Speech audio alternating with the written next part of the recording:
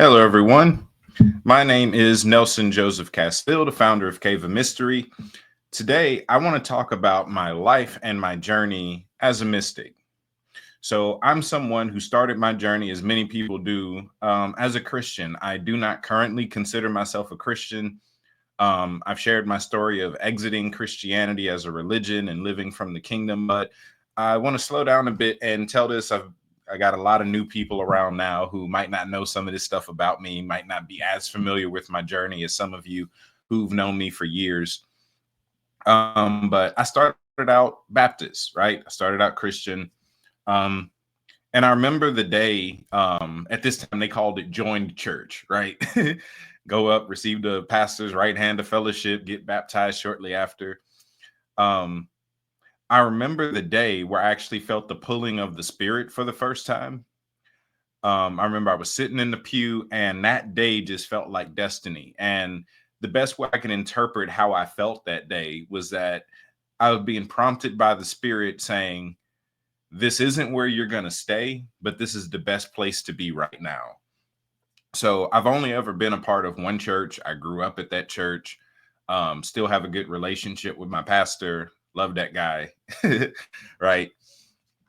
And so I remember I went up, uh, joined church, became an associate minister, got baptized, all that stuff. Right. I am a teenager. I'm like 14 years old. Now, I started ministry a little bit before I actually became a mystic, but I remembered that this whole time I'm going through these religious rituals and just regular church stuff. There's this longing that I'm after. It's like I'm looking for something greater. This isn't enough. It's like I'm grateful for this. I love what I'm in. Like some people suffer in Christianity. I had a blast. Like Christianity wasn't hard for me, right? It was fun. Um, so I'm like, as much as I'm enjoying myself, there's still something more to be had. And I remember one day I was reading the Bible and I got around to John chapter 14.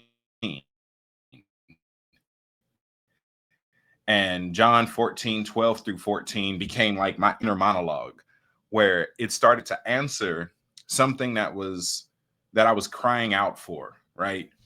Said, if you believe in me and the works that I do, those same works shall you do, and even greater works than these shall you do, because I go to the Father. And I'm like, oh my goodness, we're able to do the same things that he did. And he's even saying that we're actually able to do more should we allow ourselves to. So that began to inspire me. So that led me on a track of pursuing the manifestations of the spirit. Because at this point in my life, I'm reading the Bible every day, read it cover to cover several times. I have a decent memory about it. Actually understood what I was reading, but I was reading the Bible all day, every day. And as I'm reading the Bible, I'm coming across all these supernatural feats, all these mystical experiences, and I'm saying, where is that today? I'm like, we need that. I'm like, I need that. I don't think it's okay for us to be claiming proximity to a God and have no manifestations of that God. In fact, there was a quote that one of the brothers at my old church used to say all the time. He was like, God is too big to be in you and not stick out anywhere. There must be some sort of manifestation into that. I agreed, right?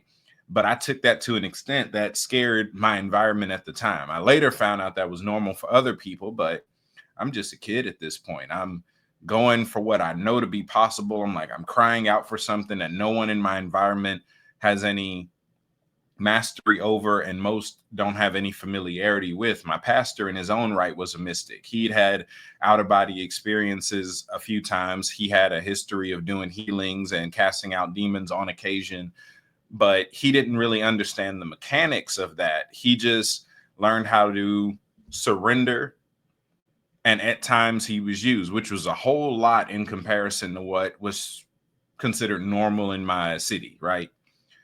um I remember begging him, I'm like, man, I want to be mentored. I want you to show me how to do what you do. And he told me very plainly, I don't know how I do what I do, which meant he couldn't teach me. So I remember I'm reading as many books as I can. I'm going into his office and I'm borrowing books from him because he had books on like the Happy Hunters, Charles and Francis Hunter, and he had all these other books from these old revivalists and these old evangelists that I had heard about and might have found some videos on, but he had some of their books in his office. So I was borrowing them, reading through them. I'm trying my best here because I'm recognizing that there must be more to this than just a religion, more than just the dogma. Like, this is how you eliminate atheism, is through demonstration, right?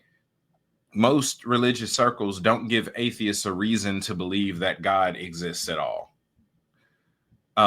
Especially in the Christian world, you learn to attribute very normal things to God out of a sense of gratitude. Before an atheist that doesn't believe in God and is getting the same results, it's not really going to win anyone over. And in my head, I'm like, no, I know God is real. How do I get them to see that God is real? And I'm like, oh, I need to demonstrate. So there came a point where I started to press into the spirit the best way that I knew how. I remember I didn't listen to any music other than gospel. I started fasting. I started praying as I knew to pray at that time. And I wasn't getting very far, right? But I was still diligent. Like the whole time I'm even thinking about pursuing, like I'm reading God's Generals. And I remember that was a powerful book for me. It was God's Generals by Robert Liardon. And what stuck out to me, what inspired me the most, is that all of the people in that book were modern, right? If we're dealing with ancient biblical figures, we can argue whether they existed or not. These might be metaphors, but when it came to people like Catherine Kuhlman, Amy Semple McPherson, William Branham, William Seymour, Smith Wigglesworth, Alexander, when it came to these people, not only do we have pictures of these people, but we have footage of these people, some of their children still alive, some of their grandkids still alive. And again, we have footage of some of this stuff. That inspired me on a whole nother level where I'm like, if they can do it, I can do it too. So I remember it was January of 2017. I'm in my bedroom and I'm doing laundry. I hate laundry. Like one of my two least favorite chores. I hate laundry and I hate dishes. And I emphasize in that because I'm not even having fun right now. I'm doing laundry. And all of a sudden, Yeshua begins to speak to me, right? And he starts to call me into ministry. He calls me a prophet and he says some other things and I really don't remember. And that's because what fascinated me the most is that I was being spoken to directly. And that's what stuck in my mind, is that God speaks back directly. I grew up Baptist. I was taught the only way God speaks back is through the Bible. So you reading the Bible is God talking to you. No, at this moment, I'm having an encounter that's breaking my framework. It's breaking my theology. It's breaking my plumb line. And I made a decision even there. I'm like, well, if I'm hearing God, which I know I am, I can trust God. You don't fact check God with something else. God is the fact checker. So I'm like, oh my goodness, I'm actually talking to God. I'm talking to Christ himself. So I kind of put that on the back burner because it's January. I waited until that summer break because I'm in high school at this point. And I spend those 3 months of summer break with no sleep, talking to Elohim, getting to know the royal family very well. Like I'm asking them questions. I got me a list of questions because the only thing in my head from January that I was thinking about is God talks back. They can, like, you can actually talk to them. I'm like, okay. So I'm like, I would come out of my bedroom in the morning, do my chores, go back in my room, go back in the Q&A or just sitting and soaking. I was listening to music. I'm immersing myself for 3 months, really just allowing Elohim to introduce themselves to me, right? And it's in this period I'm learning the difference between the Father and Holy Spirit and Yeshua, the difference between their voices, the difference between their presence, the difference between their behaviors, their administrations to a certain extent. I'm learning what it means to really be a prophet. I'm trying my best to immerse myself because this is something unfamiliar to my church and no one there can help me. So I remember I'm going through 3 months, no sleep. I've never had more energy in my body than the 3 months that I went with no sleep. And it's in this period of time I'm immersed in such a spiritual environment for this long that I'm starting to see angels, I'm seeing demons, I'm seeing members from the cloud of witnesses. This is around the time I like one of my mentors via the cloud of witnesses, like has been Samson for years. Right. It was around this time I had my first encounter with Samson, and he's the one who taught me how to pray and how to actually receive power and then use that power.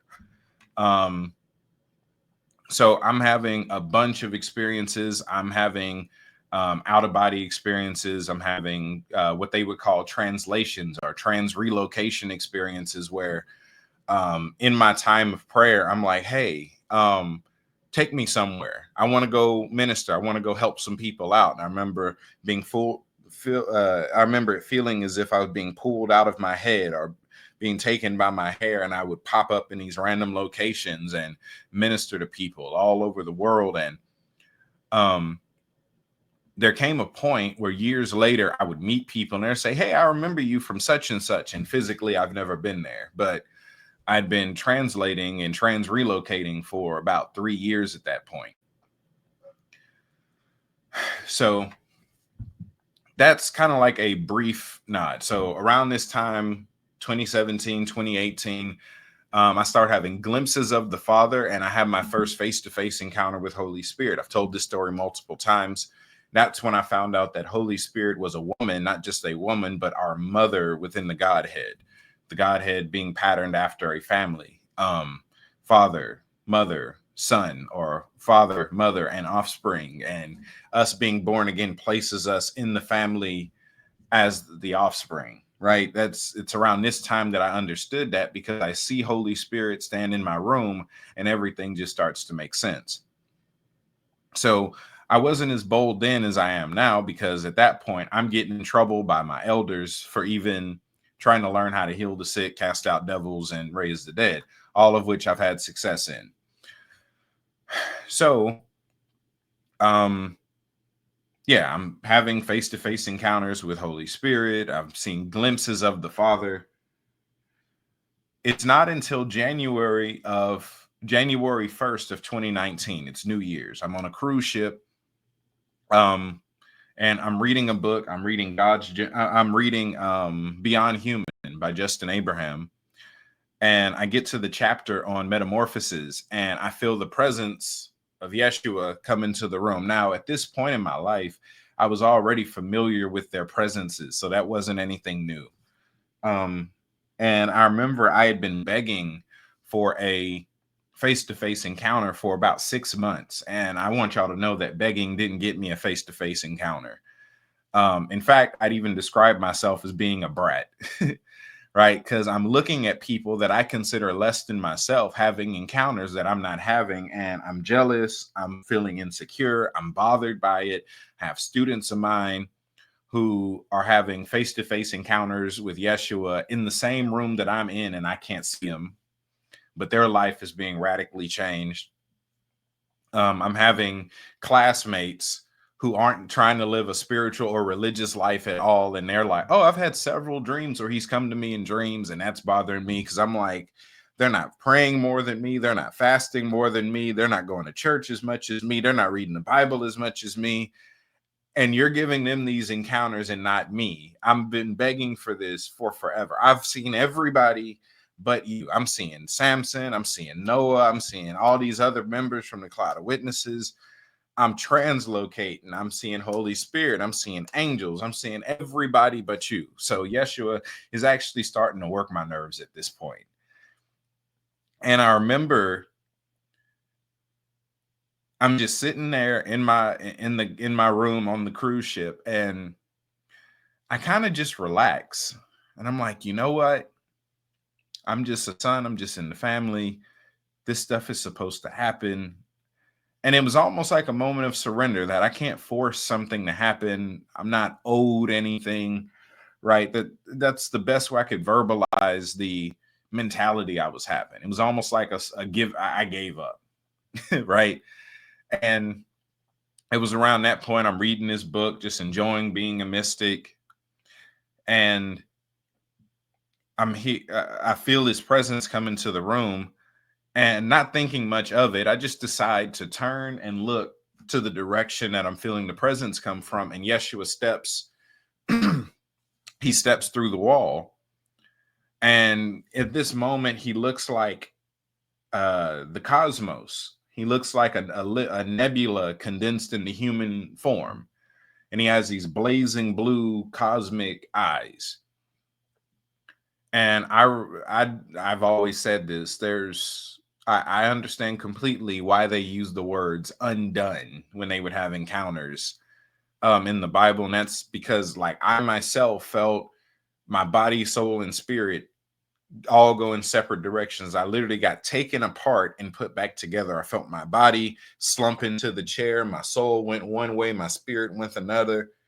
And then they all kind of came back together. And then he turned and went back through my wall. And I'm just in the room, just covered in like energy. I'm like, oh my goodness, right? The energy in the air is charged to a degree I've never experienced before.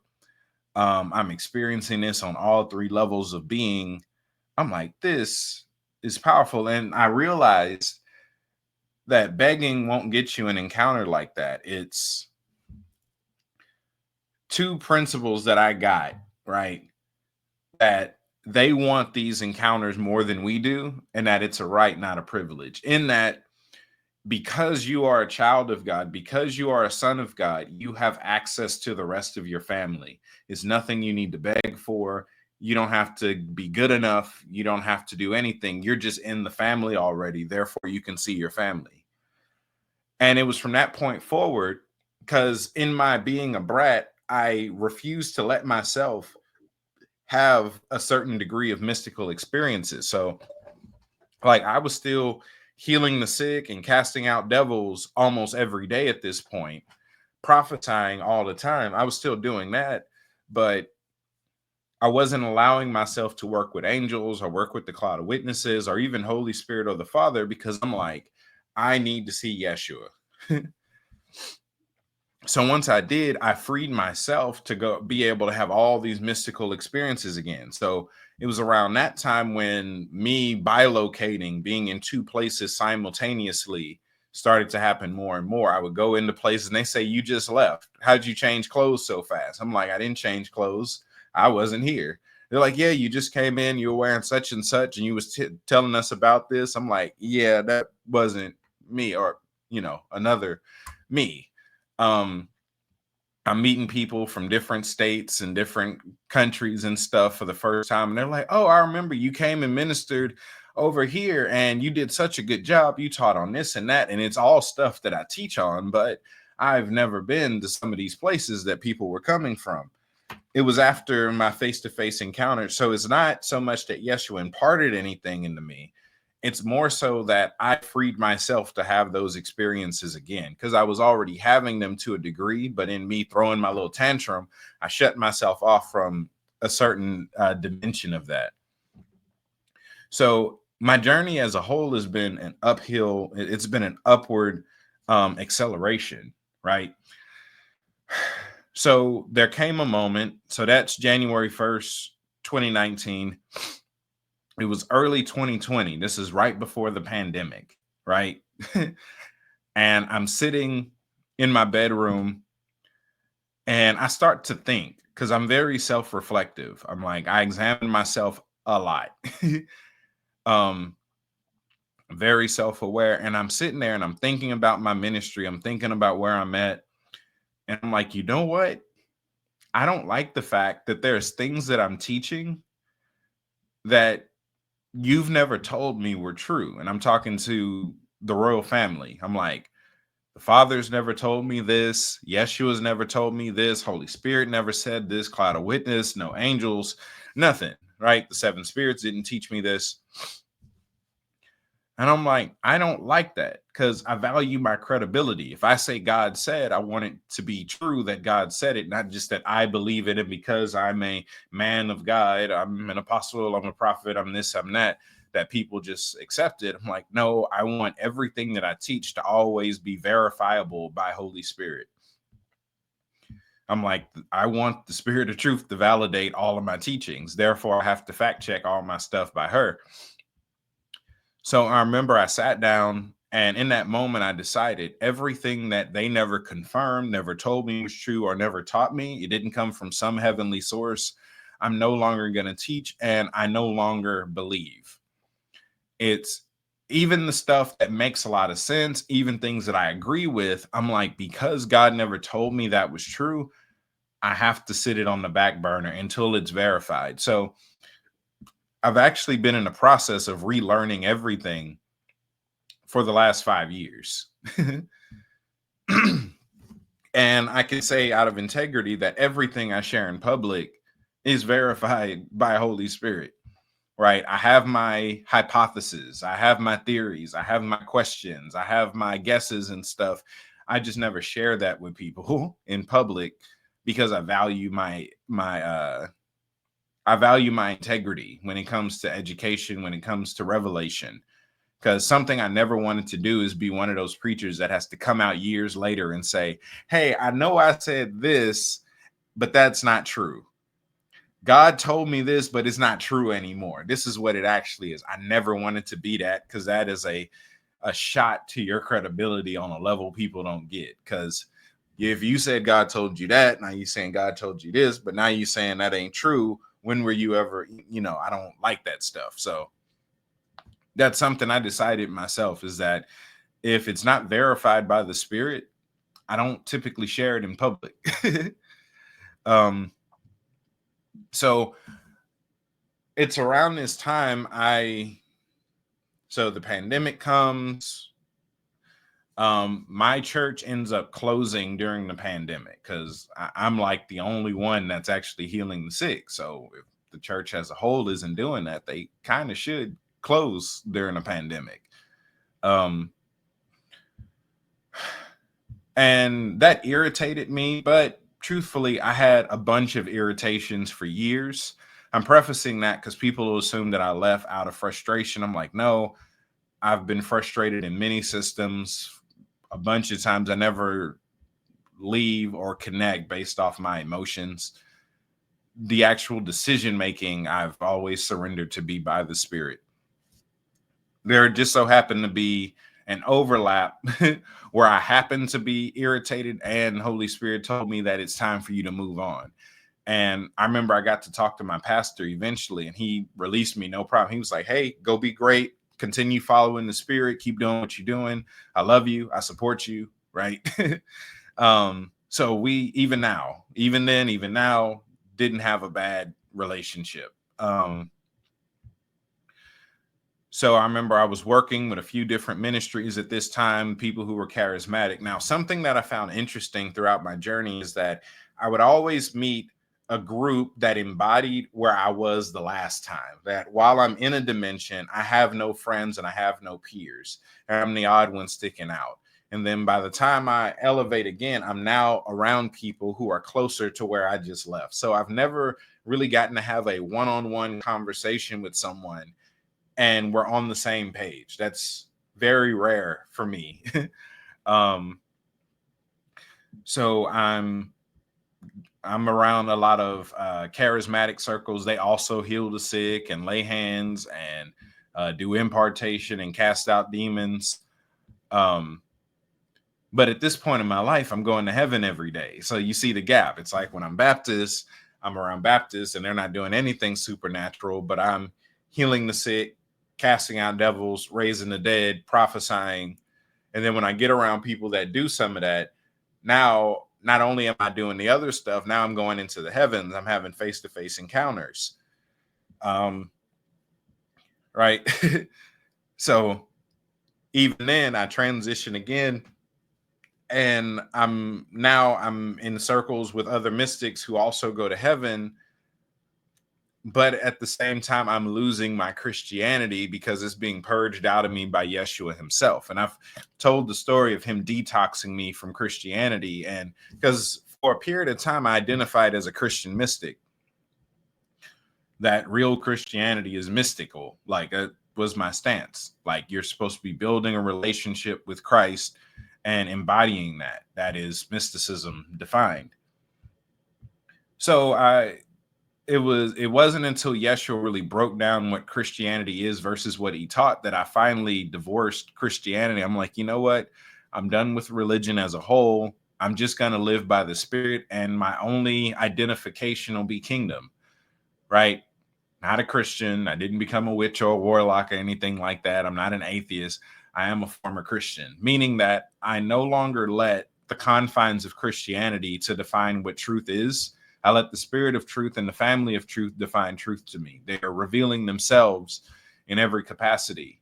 And I live a lifestyle of surrender, constantly asking questions, inquiring their heart and mind to really discover them all over the world. So,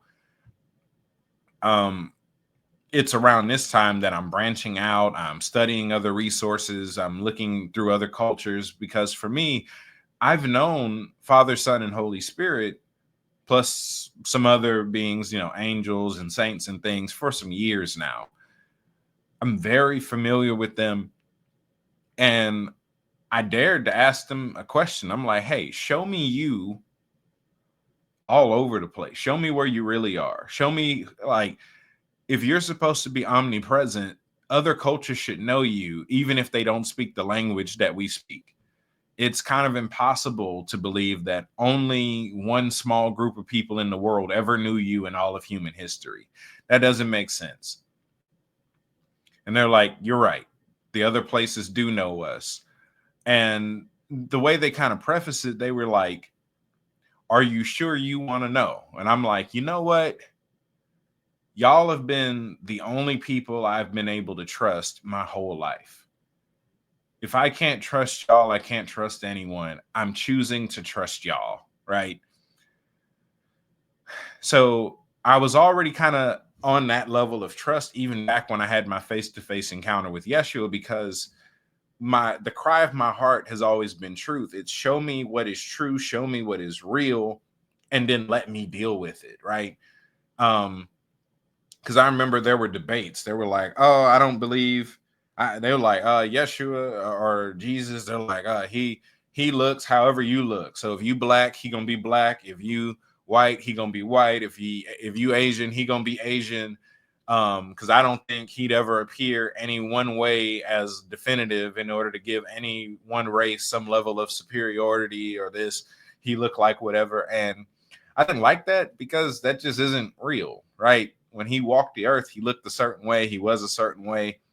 But apart from that, I recognize that he's also spirit. So I'm like, my feelings aside, show me you, right? That's where I was even when I was seeking after my face-to-face encounter with him. I'm like, show me what you really look like. And thus he appeared to me in a form that looked like the cosmos. And this will be controversial, and that's fine. But the only culture, well, some of the cultures that depict him as such are some of the cultures that Christians tell us not to learn from, such as the Hindus and the Egyptians. They both depict Christ as a cosmic figure with blue skin. Like you have your Vishnu, your Krishna, your Osiris. Like this is still him, going back to what I was saying. I was like, show me where you are everywhere. And that was part of it. So at this point in my life, it's still the same Yeshua, the same Holy Spirit, the same Father, the same royal family. It's just that I've allowed my trust and reliance in them to reveal more about them than most people are willing to. So I don't claim to have a connection that's impossible for others. I claim to have a level of trust that scares other people. And rightfully so. I understand why some things would freak people out, because that's the unknown. The number one fear for humanity is the fear of the unknown. It's not what is what may be that freaks people out. And truthfully, just telling y'all the truth, the level of miracle signs and wonders, mystical experiences, demonstrations, activations that I've been able to walk in only increase the more religion I detox. So there's a few things that have been a byproduct of my spiritual lifestyle. It's been I'm a whole lot nicer than I used to be. I'm a lot gentler. I'm a lot kinder. Have a whole lot more patience. Right? The quality of miracles, the quality of healings, the level of freedom and peace and joy that not only I walk in, but other people benefit from when they're around me. All of that is only skyrocketed. I can say that people, like, a common testimony I get from people when they're around me is that they feel safe, they feel rested, they feel peace, they feel loved. Right? Back when I was super religious trying to prove a point, they couldn't necessarily say that. They knew that I was right because I had power they didn't have, but certain areas of the fruit of the spirit were missing. um, so if I'm talking about my life, right? Um, it's been an upward journey of getting more familiarity with the spirit world, recognizing my identity in that, and continuing to move at the speed of my own intimacy. Right? There's some things I can't show you or prove because they're mystical experiences, but that's kind of why I've specialized in showing people how to have mystical experiences. Because while I might not be able to argue with you on earth, because arguments on earth don't do people anything, I can just take you into the realms that I've been in and show you what I see, which has been my main form of education for a while now. I'd rather take you and let you see than argue with you about the possibility. So if I'm talking about what's normal for me today, it's seeing the royal family, seeing Elohim, the Necharu, the Anunnaki, right? Same word. I now do have a face-to-face relationship with the Father. I've had a face-to-face relationship with Holy Spirit or Mother for years. I've had a face-to-face relationship with Yeshua for years. I've met a bunch of other members of Elohim because the family's much bigger than three. Angels, saints, members in the cloud of witnesses, other beings in general. That's just normal life for me. I'm in heaven most days out of the week in some capacity. Even more recently in my life, my body has been coming with me more times than not. Face-to-face meetings are somewhat daily. Daily to weekly. I'm like, I see Yeshua maybe once a week or every other week or so. Because that's a demand that I made. I've decided that I never want to have to guess who or what I'm talking to or getting information from or what. I'm like, no, I want to always see you and hear you. That's a demand. That's something that's available for everybody. Again, I'm not special in that regard. That's why I kind of specialize in teaching people how to have that face-to-face relationship too. Even the revelation that I get comes from these very direct conversations and experiences, series of baptisms and other processes that I've undergone just over the last 8 years. I've been a mystic for about 8 years now. Been in ministry for 11. So it's been fun. I'm like, I know a lot of other mystics, but something that's been problematic and I've learned to just accept it is that I don't really have peers as much as I would like to. I've never had a mentor on the level that I've wanted a mentor. I've had people who I've partnered with for a time who were able to validate and give me confirmation for where I was and where I was headed. But I've never had a mentor be able to like sit down and actually teach me outside of the cloud of witnesses. Right. So pretty much everything that I have, I was self-taught.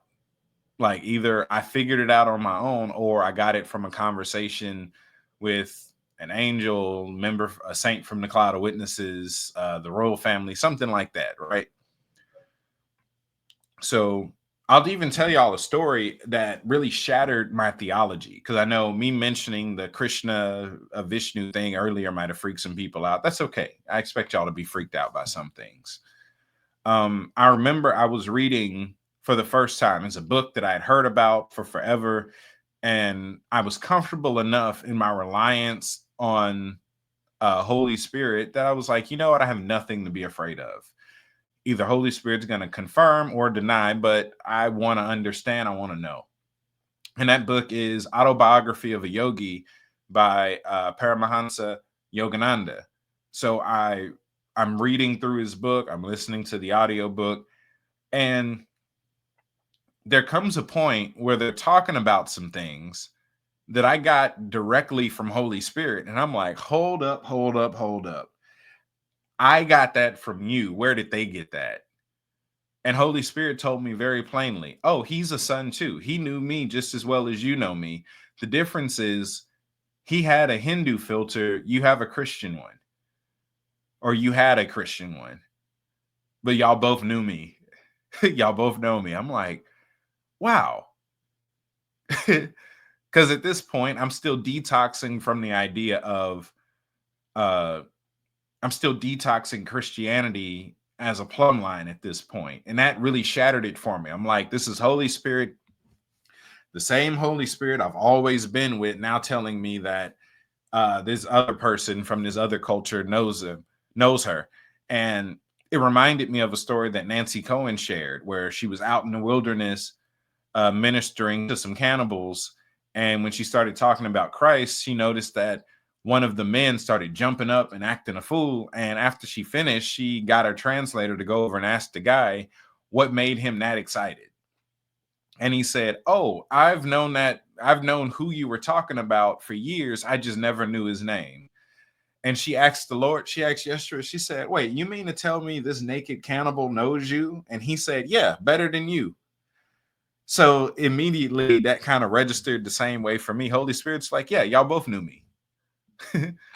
He just knew me under the lens of his culture as you did in yours, which even more so prompted me, because I'm like, I want to experience you as you are. I'm like, don't limit yourself to my culture when I see you, right? Show me you is kind of been my stance. And I've seen Holy Spirit look a bunch of different ways. I've seen Yeshua look some ways. I've seen the Father look a few ways, just depending on what dimension that they're displaying and trying to introduce to me or embody in a moment.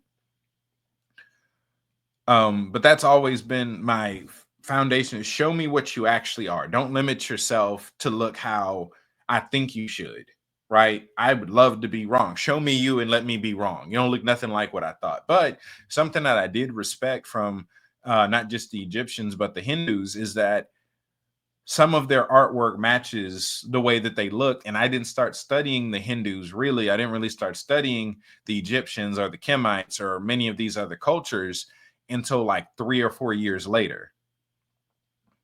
About 3 years later, right? And even that was prompted from a conversation with Holy Spirit, where she actually did something I didn't want her to do, because there was a question that I didn't want answered, because I knew that it would open up a whole can of worms, pretty much, which was, is Yahweh and El the same person? And I would refuse to ask because I didn't want an answer. I enjoyed the mystery. I enjoyed the wonder. And one day I was like, well, you know what I think? And then she confirmed the truth. And I'm like, oh man, you just ruined it. Now I know they're different people. And it was after that I started doing research and all types of other things. So that was years later that I actually gave the Hindus a fair shot. Right. I actually trusted Yeshua enough. I actually trusted Holy Spirit and the Father enough to show me who they were over there. And of course, I've done several sessions on that on Patreon. I'm actually thinking about doing a seminar soon, just talking about who they are in different cultures. But I have no idea when that would come out. But yeah, I've enjoyed my life. Again, talking about things that are normal, seeing angels, seeing healing, seeing miracles, seeing the royal family, right? Actually getting to see Elohim, seeing mother, seeing father, seeing Yeshua, seeing Yahweh, seeing all these other people within Elohim, seeing the saints, seeing the angels, seeing demons. All of that's normal for me. That's my normal. Um, and I enjoy it every day. So hopefully this was inspirational for some of you. I've kind of specialized in teaching people to experience the same stuff. Like, I believe that this should all just be culture. We should all be seeing, we should all be hearing, we should all be walking in the miraculous, moving in the supernatural. That's been my stance for years. I started with that stance um 8, 9, 10 years ago. But for those of you who are interested, right, you can join my Patreon. I have a bunch of teachings and trainings there. I also have my book that's been out for some time, Fullness Guide to Sonship and Mysticism. Um, it's available in paperback, ebook, audiobook. You can find it, you can order it at Amazon, Barnes and Noble, or you can get the ebook specifically off of the website, caveofmystery.org. And caveofmystery.org is where you can find everything related to me. You can find my books, my shop, my upcoming classes, all of that stuff. But yeah, so that's kind of been my life as a mystic. um, that's really what I wrote about in my book, is not just teaching y'all how to do what I do, but actually giving you my journey of how I stepped into certain revelations and how I began to walk in certain manifestations, how I actually got this down to a science. I was heavily and still very inspired by John G. Lake, who prayed to learn the science of divine healing. In the same capacity, I prayed to learn the science of the supernatural. So spirituality is a science to me. I understand the mechanics, therefore I get certain results, or I know why people aren't getting certain results. In a way, I've mirrored Einstein in that he said that he didn't consider himself so much smarter than everyone.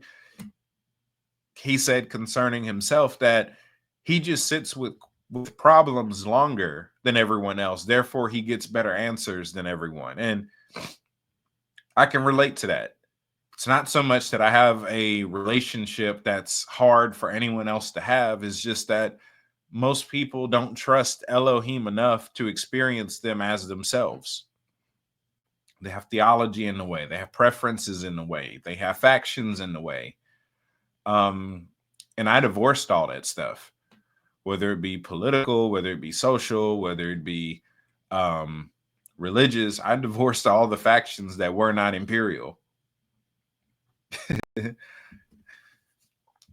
So it's given me the opportunity to really get to know them and allow them to express themselves to me in a way that goes unfiltered, right? I get to see Holy Spirit as herself. I get to see the Father as himself. I get to see Yeshua as himself. And it's beautiful, right? So that's really all I got for y'all today. I just wanted to talk about that for a bit. Also, let me add this in.